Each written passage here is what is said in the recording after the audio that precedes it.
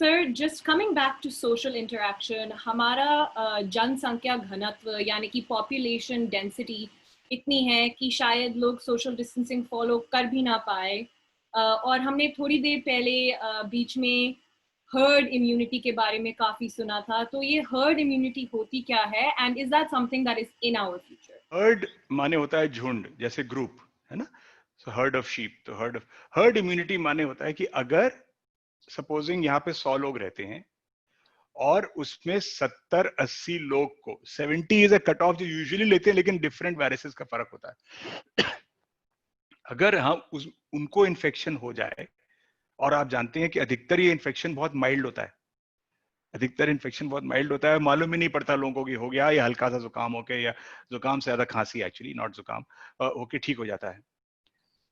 अगर अप्रोक्सीमेटली 70% लोगों को ऐसा हो गया, 100 में 70 को वो हो गया, तो उनके शरीर में उसके अगेंस्ट एंटीबॉडीज बन जाते हैं। नॉर्मली हम हर इन्फेक्शन से पूरे लेट क्यों नहीं जाते, होता है इन्फेक्शन ठीक हो जाता है। इसीलिए होता है क्योंकि हमारे बॉडी में इम्यूनिटी डेवलप होती है, ऐसे सेल्स बनते हैं, ऐसे एंटीबॉडीज बनते हैं जो उस इन्फेक्शन से जूझते हैं, लड़ाई करते हैं, उसको हराते हैं, बॉडी को नॉर्मल करते हैं। अगर पॉपुलेशन में अधिकतर लोग को ऐसा हो जाए तो वो उन सब में तो इन्फेक्शन जाएगा ही नहीं, तो फैलना अपने आप कम हो जाएगा। प्रॉब्लम इसमें क्या है, इसका सबसे अच्छा एग्जांपल हर्ड इम्यूनिटी हम कैसे करते हैं। वैक्सीन का कॉन्सेप्ट तो हर्ड इम्यूनिटी कॉन्सेप्ट। आपने सबको वैक्सीन लगा दिया, मतलब थोड़ा थोड़ा वायरस या उसका कोई एक्सट्रैक्ट आपने लगा दिया, तो सबके शरीर में एंटीबॉडीज बन गए, और धीरे धीरे वो बीमारी ही खत्म हो गई। Small pox is a good example, polio, polio में तो डिफरेंट तरीके से, but they are all your building immunity, right. Now because आप शरीर को एनकरेज कर रहे हैं उतनी मात्रा में वायरस देके जिससे कि शरीर को नुकसान ना हो, सिर्फ इतना हो कि उसके विरुद्ध वो एंटीबॉडी बना सके, और जब एंटीबॉडी बन जाए तो वो व्यक्ति है जिसने एंटीबॉडी इसके शरीर में बना है, वो उस बीमारी से फिर प्रोटेक्टेड रहे, इम्यूनाइज रहे। That is herd immunity, which means कि अगर हमें भारत में हर्ड इम्यूनिटी चाहिए तो 40, 50, 60, 70 people possibly out of 100 will have to be affected by the virus. देखिए 70% माने प्रॉब्लम क्या है, ऐसा कह सकते हैं ब्रिटेन ने ये रास्ता अपनाया था कि हम सबको हर्ड इम्यूनिटी होने देते हैं, ये कोई तरीका नहीं है, ऐसे हो नहीं सकती लड़ाई।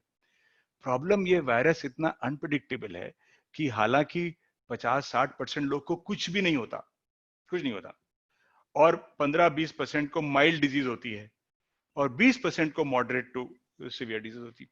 तो 80% लोगों को में कोई इतना मेजर इशू नहीं होता है, लेकिन किसको ये पकड़ लेगा और किसको ये परेशान करेगा, ये अभी भी पूरा क्लियर नहीं है। तो अगर आप हर्ड इम्यूनिटी के लिए छोड़ दें सब कुछ और सोचे कि फैलने दीजिए हो जाएगा, तो उसमें बहुत हैवी प्राइस पे करना पड़ेगा, क्योंकि उसमें बहुत सारे लोग की मतलब बहुत सीरियस डिजीज हो सकती है। इसलिए इमिजिएटली बोलना कि सिर्फ हर्ड इम्यूनिटी एक एम्प्लॉय कर लेते हैं इंडिया जैसे देश के लिए, ये पॉसिबल नहीं है, हेल्थ केयर सिस्टम और ये सब, और सोशल डिस्टेंसिंग इम्पॉसिबल है, तो हर्ड इम्यूनिटी होने दीजिए। तो उसमें हमको ये बहुत बड़ा रिस्क है, and we can actually get into lot of trouble. तो ऐसे इंडिया में बहुत मुश्किल है होना। तो जैसे हमारे शहरों में अगर लोग सोशल डिस्टेंसिंग फॉलो नहीं कर रहे हैं, तो क्या ये हर्ड इम्यूनिटी हमारे लिए हो सकती है? See, you have to look at following things. Again, just explaining this.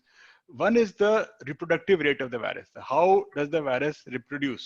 कितने लोग को एक व्यक्ति इन्फेक्ट करता है?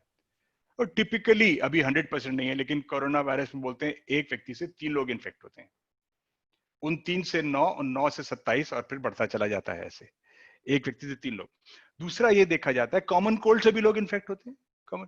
लेकिन दूसरी चीज देखनी होती है कि उसकी सीरियसनेस क्या है इन्फेक्शन की। तो हालांकि इसमें मेजॉरिटी में कोई सीरियसनेस नहीं होती, लेकिन किसी किसी में ये गलत मोड़ ले लेता है और एकदम से, तो इसलिए because it can be very serious in some patients, and because the reproduction is not small, it's not one, it's 3 or more, therefore we have to be very very careful. Thank you sir. तो अब globally हमने इस virus को काफ़ी करीबी से देख लिया है। हालांकि पहले हमें अपनी बुजुर्गों की और उन लोग जिनको प्री एग्जिस्टिंग कंडीशंस थी उनके बारे में हमें ज़्यादा चिंता थी।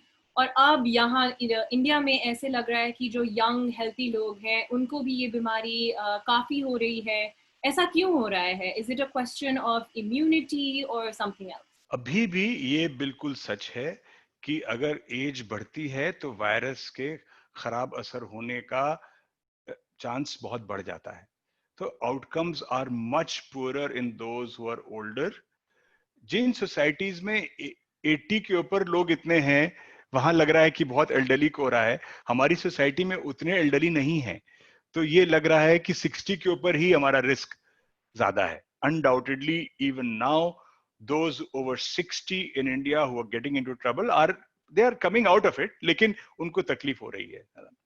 लेकिन जो आपने पूछा कि एक तो वर्ड कोमॉर्बिडिटीज के साथ वालों को ज्यादा होता है। कोमॉर्बिडिटी मतलब क्या होता है?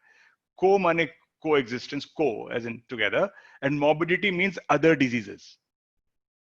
So those who have coexistent, pre-existing other conditions, जैसे डायबिटीज है, ब्लड प्रेशर है, हार्ट डिजीज है, लंग डिजीज है, kidney failure is proving to be a big thing, जिनको ये सारे इश्यूज हैं पहले से, ऑब्वियसली उनकी इम्यूनिटी कॉम्प्रोमाइज्ड है, तो उनको इस वायरस से खराब इंपैक्ट होने का चांस बहुत ज्यादा है as compare to someone who is young and healthy. So this is first part and that is well proven now. Uncontrolled diabetes से आपका रिस्क बढ़ता है, इन्फेक्शन कैच करने का बढ़ता है, लेकिन इन्फेक्शन के पुअर आउटकम्स होने का तो बढ़ता ही है। मतलब अगर आपकी अनकंट्रोल्ड डायबिटीज है तो आपका chance of hospitalisation, fever, hospitalisation, respiratory problems is much higher. Blood pressure है, हार्ट डिजीज है, किडनी डिजीज है, और लंग का तो वायरस ही है, तो लंग्स का है ही, बिल्कुल लंग डिजीज है अगर। तो इसमें इशू ये है कि सब एक से नहीं होते।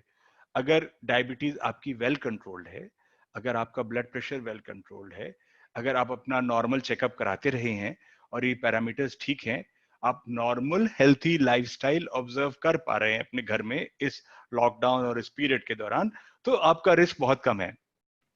और अगर आप केयरलेस रहे हैं और आपका शुगर अनकंट्रोल रहा है, ब्लड प्रेशर अनकंट्रोल रहा है, और आपका पहले ही ब्रेथलेसनेस वगैरह इश्यूज हैं, कुछ केयरलेसनेस से हो सकते हैं और कुछ ऐसे डिजीज से हो ही सकते हैं किसी को भी, then your risk is higher. आप ऐसे हमारे व्यूअर्स, हमारे कम्युनिटी मेंबर्स को क्या कह सकते हैं जिनको ये लगता है कि पैनिक होना चाहिए क्योंकि डायबिटीज है तो कोविड हो जाएगा?